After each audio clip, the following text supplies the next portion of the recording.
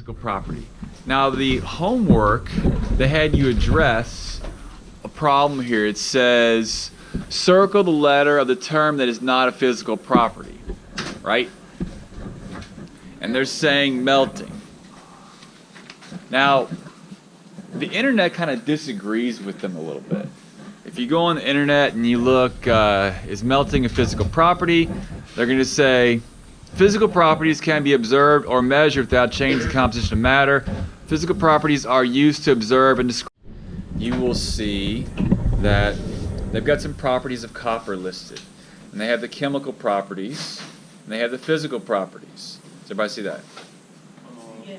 So up here, what are they naming as an example of some chemical properties?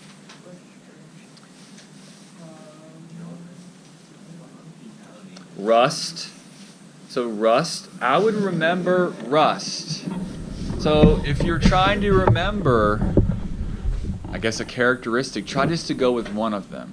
Like we said, with the extensive properties would be mass, intensive properties would be density, chemical property would be rust, physical property would be color. Just try to keep it simple. Basically says, circle the letter, the term that is not a physical property. They're saying melting. So I had to be double sure of myself. I needed to see a reference that said melting is a physical property, which you're seeing right up here. It says melting. You know, physical properties include melting right there. It doesn't say melting point, it says melting. Oh. Matter. What generally causes substances to change their states of matter? Temperature. Yeah, temperature change. And what would be the fourth state of matter? Anybody know? Plasma. Very good, Mike. Where would you find that? Right, the sun, stars.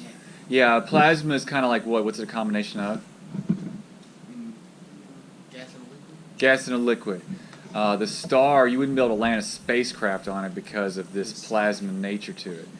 They say that light, the light you're seeing right now, bounces around in a star for quite a long time before it actually makes its way out of the star. What's interesting too is that the star, the primary fuel in it is what? No. It starts with an H. Hydrogen. The hydrogen typically tries to resist fusion, right? Well, how does it resist fusion?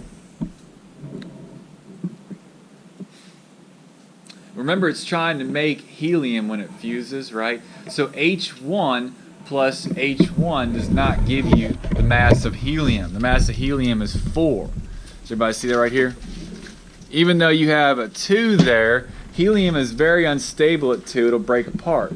So you need more than just an H1 in order to make helium. Typically, you need an isotope of hydrogen that has like a neutron in it to get to that 4. So this is how the star resists fusion. Now, what if it all fused at once? Yeah, you wouldn't have a star that lasted very long, right? So it's actually pretty cool how the star, you know, knows how to use its fuel wisely. Oh, weird. The actual composition of the foil is unchanged. It is still aluminum. A change such as this, which alters a substance without changing its composition, is known as a physical. Oh, paper here. I'm going to try to hold that up. Paper clip on here to get it to where I can lift it up. And we tore it. What kind of change was that? And we tore it?